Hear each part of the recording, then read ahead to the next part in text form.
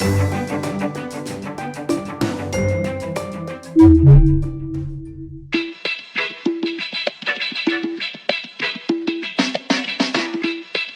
an artist from Belgium, Brussels, and I'm a professional folder. And what I try to show here in Milan is that you can do things easily with origami and design new innovative objects. For example, tomorrow, if we think that we'll all be nomads, how are we going to find solutions to construct shelters out of simple materials like paper or cardboard?